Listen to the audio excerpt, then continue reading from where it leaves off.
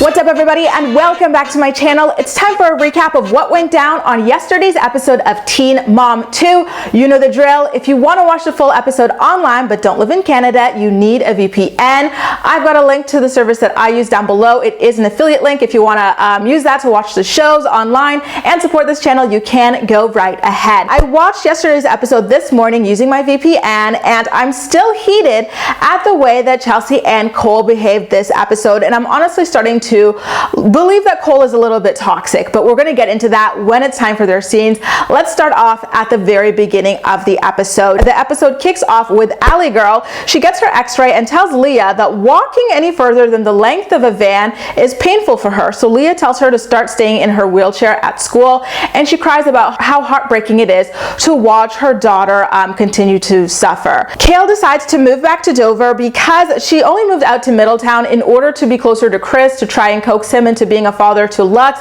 but unfortunately he couldn't be bothered with her or their son. And again, I still can't believe that she took her kids out of their school bus zones and their active fathers, like, you know, range perimeter, made it more difficult for everybody involved to chase down someone that she knew would be a deadbeat from jump. Congratulations to Briana down in Florida for paying off her new house 100%. It's beautiful and brand spanking new. She and her family move into it this episode, and her mom Roxanne lets her know as they're like moving stuff into the house that she took it upon herself to invite Devoin and Devon's family over for Thanksgiving dinner. Briana was incredibly pissed off at her mom for going behind her back to invite Devon's family over, which I understand, like, dude, at least talk to me first.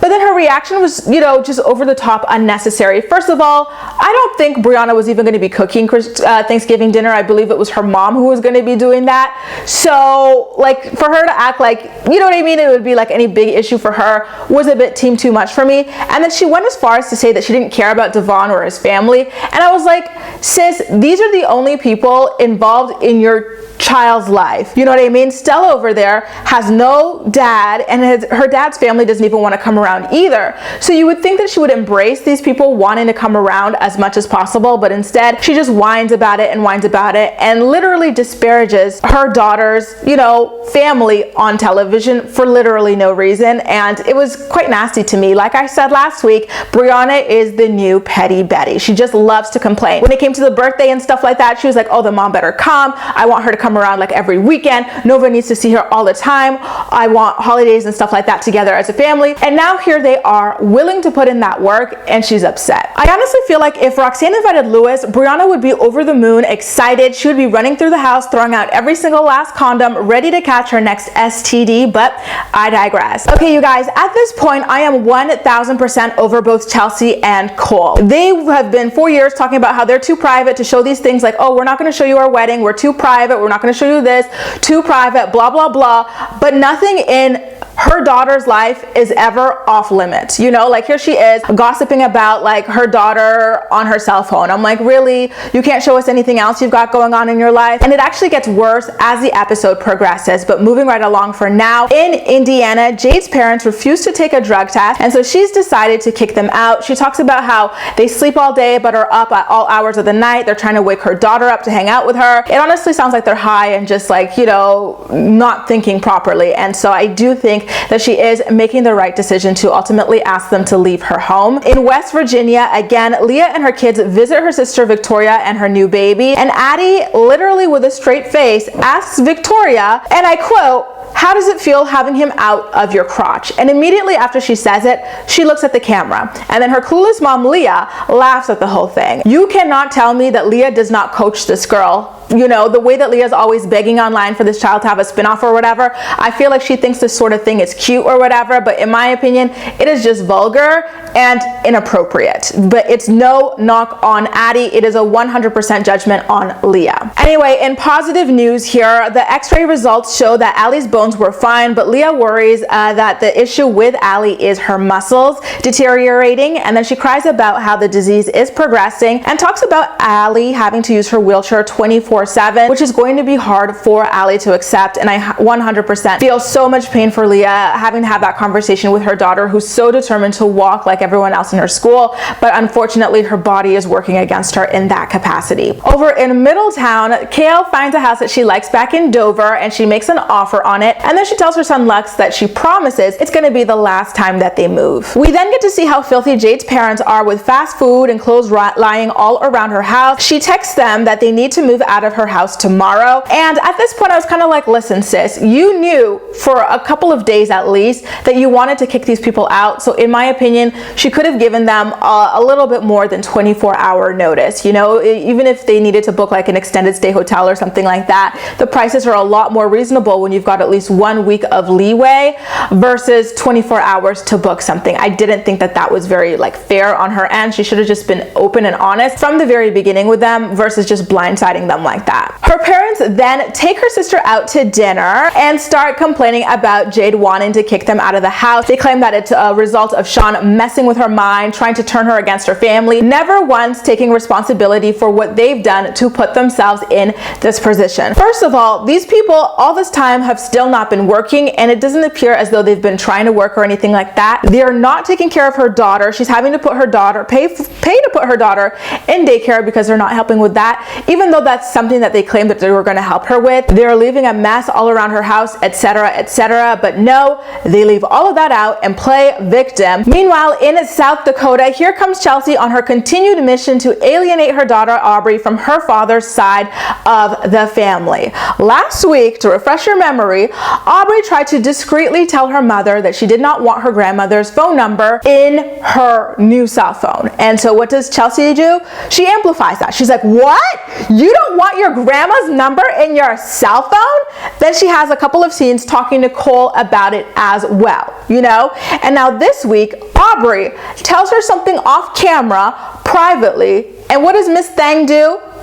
She's like, turn the cameras on, we're going in. So in front of the cameras, she tells Cole that Grandma Donna put Adam's number, her father Adam's number, in her phone, and she doesn't want it there, you know? And then to further drive the wedge, Chelsea makes sure that Aubree's family can see alongside the entire world that Chelsea's half of the family gets all these like emojis. She's like, you know, she's got me there, like mom, heart emoji, you know, all these lovey things. You know, everyone, you know, you get all these nice heart emojis and stuff like that, but Adam doesn't. You know, he is only listed as dad. Like, was that necessary? Was that really necessary to expose about your daughter for her family to see? In my opinion, it's not. In my opinion, this is her trying to further drive a wedge and alienate her from her own family, and it's hard to watch, I really have to say. And then it gets even weirder. So remember how she said Adam is only listed in Aubree's phone as dad? Well, here comes Cole. I'm going to call him Covert Cole because at this point, I have it in my mind that this man is a covert something. I think he's low-key toxic, and you know, try to change my mind, but let me tell you why I feel that way. He makes a comment about how he wants to be listed in Aubree's phone as dad. He's like, actually, you know, I want to be listed in her phone as dad. Well, sorry, sir, but you're not her dad. You're her stepdad. She knows who her dad is. Yeah, he might be a deadbeat, but at the end of the day, this is who she acknowledges as her dad. Like, you came into her life when she was like, you know, a little bit older, like when she already had known her father and like, you know, built that bond over there. So sorry, but it's kind of, you know, it's not happening. And then he says that they'll get there one day, which to me was him planting a seed. Okay, I want to be listed as dad and we'll get there one day. He is 100,000% serious. And then when you remember in past episodes how this man talked about the father-daughter dance situation with Aubree, and he was like, you know, if Adam comes, like, I don't mind cutting in there and stealing a dance. All right, I'm peeping game, Cole. I am peeping game. Like right now, you are not looking like this peaceful, chill, co-parenting parent. I'm starting to get, what's that Black Widow Mac? Remember how Black Widow Mac would constantly try to like pour fuel on the fire between Macy and Ryan? That's the vibe I'm getting here. He's not like a chill step parent the way V is, who lets Joe and Kail handle their business together. He is like Mackenzie. He is like, who's that other chick who's meddling all the time? There's someone else who's always, Javi used to meddle in Kail's relationship with Joe, etc., etc. Chelsea then tells Cole that she told Aubree that if Adam texting her makes her feel uncomfortable, she'll handle it. In my mind, I'm like, why would you say that? The uncomfortable thing to me was a little bit of a weird way to phrase it to your child about her own parent. Cole then, I'm telling you, this man is a wolf in sheep's clothing. He then says that the whole situation is annoying. I don't know why, because it's got nothing to do with him. And then he says Adam texting his daughter Aubree makes him want to vomit. And then he drops this bomb. Here's what he says. He doesn't even want them around. Not only Adam, I can get ill feelings towards a deadbeat dad, but he meant them, as in his entire family, as in Aubree's grandma, who has been very active in her life from birth, and her grandfather as well. He doesn't want any of those people around.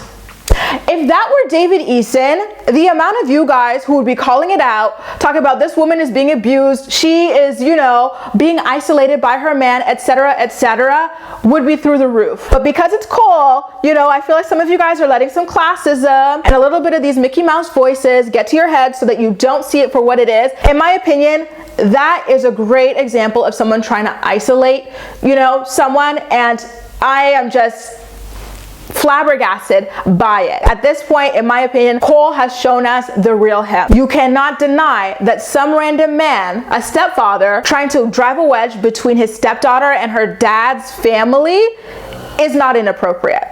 It 100% is. At this point, he's planted a massive seed in Chelsea's head, and then what does this girl do? She goes in her little private diary thing between you and I, and she says that Grandma Donna has been overstepping her bounds, and she wants to speak to her lawyer to change the custody agreement so that she no longer feels like she's co-parenting with Adam's grandparents, meaning she wants Aubree to have less time, she literally says that, with Adam's family. Right after, coincidence, right? Right after Cole says he doesn't want them around, this girl is about to go to her lawyer to cut Aubree's family out of her life. Really? It doesn't even seem like it's about Adam texting Aubree or Adam being in her phone anymore. Like, her issue is her spending a lot of time with Adam's family. I don't know, you guys. I don't know. God bless you, Chelsea stans, because to me, she is just not it. She is not the move. Moving right along, it's Thanksgiving time, and Devoin and his sister show up to the Dejesus house empty-handed. Not even a bottle of wine, bag of chips, salad, box of stuffing, literally nothing. I was like, all right, no manners, but okay. By the way, Briana was so freaking rude and cold to them. She did not get up to open the door, greet them, anything like that, make them feel comfortable, offer them anything to drink, nothing. She's just sitting there like, hi guys, is your mom coming or no? You know, just so blunt and curt like that. And it's like, I just can't with this girl. Petty Betty 2.0. The rest of his family starts to trickle into the house, and then his mom pulls up in the car with the dad, but she stays in the car and she doesn't come inside. And you know, I gotta say, like, that is definitely some weird mess, but I feel as though it had something to do with all the crap Briana was talking earlier about how she doesn't care about any of them, etc., etc. I feel like something happened, like behind the scenes, like word got to Devoin's mom and she was very upset about it, you know, but still, it was very weird for her to not put that aside and come in to spend time with her granddaughter, who was excited to see her and who she already promised she was going to see that night. I think the whole COVID lockdown situation started to hit at this point because Leah's discussion with Allie at the kitchen table had very bad audio, and it felt like it was filmed on like cameras on like tripods on opposite sides, like it never moved or anything like that. And in this conversation, Allie complained about having to use her wheelchair because she finds it more fun to walk, and it's just, oh, poor Leah, because you know you're trying to conserve her muscles and stuff, and you know it's better for her in the long run if she uses her wheelchair, but she being a kid and wanting to, you know, just experience her life the way she's been experiencing it up to this point, it's just, it's a really difficult balance to try to strike. Up north in Indiana, again, Jade's parents stay away from the house on move out day, and then she texts Jade telling her that it's going to be too late to move out by the time she gets over there, which is just so slick, y'all. Then she follows that up by texting Jade that, you know, to put your own mom out on the streets is a really, you know, crappy thing to do, and she's like, Sean is probably behind it, blah, blah, blah, blah. Then we get a classic Jade meltdown where she's she's just screaming. She's about to flip the F out. I really feel bad for this poor girl. You know, she's reached her breaking point and is ranting about her parents being leeches to her boyfriend, who is another leech. Like, she just, again, needs to pack up those bags and leave to another city, another state, another country, another something. Back over in Dover / Middletown, Kail decides to build a house in Dover because her offer did not get accepted on that other house that she really liked. And so she says that she doesn't regret moving to Middletown, but it hasn't been convenient for the other dads who've been like involved with their kids. So she's really looking forward to moving back to Dover. Then she talks about how she wants to adjust the pickup drop-off schedule to Mondays because it's a lot easier. Someone drives the kids at school, someone picks them up at school, versus having to awkwardly split up their Sundays. She calls Javi to talk about it and he agrees. And in the final scene of the episode, Devoin's family leaves the Dejesus house. Then the Dejesus women and Shirley talk about how weird it was that Devoin's mom came just to sit out in the car. And Briana moans about how she got Nova's hopes up for nothing, just to not come in the house, etc., etc., which is 100% true. Devoin's mom acted very inappropriately and very immaturely there. But I gotta say, Briana would not have been happy either way. If she came in, Briana still wouldn't have been happy. She probably would have been upset about what she wore, how she played with her daughter, how she did that. She would have been upset with something because that's her MO. She wants to be upset with Devoin and his family. I don't know why, you know, other than the fact that she is Petty Betty 2.0, she gets off on it. And that's not to say that Devoin's mom wasn't in the wrong. She 100% was stupid to go over there just to sit over in the car and then blame it on some shoes. Girl, take off your shoes and crawl in the house, just like Roxanne said. No excuse. Anyway, you guys, that is just my recap. I am ready for all you Chelsea stans to try and drag me. But you know what? My opinion is my opinion, and it's, you know, I think what I saw with Cole literally saying that he doesn't want Adam's family at all in their lives is incredibly inappropriate, and I'm gonna call it out, y'all. As usual, I'm more excited to hear what you have to say about everything, so please make sure to leave all of your thoughts and opinions in the comment section down below, and we'll chat if you want to watch the episode for yourself, see what I'm talking about. Link to my VPN service that I use is down below. It is an affiliate link. But anyway, that's all for now. Thank you so much for watching, and I'll see you next time.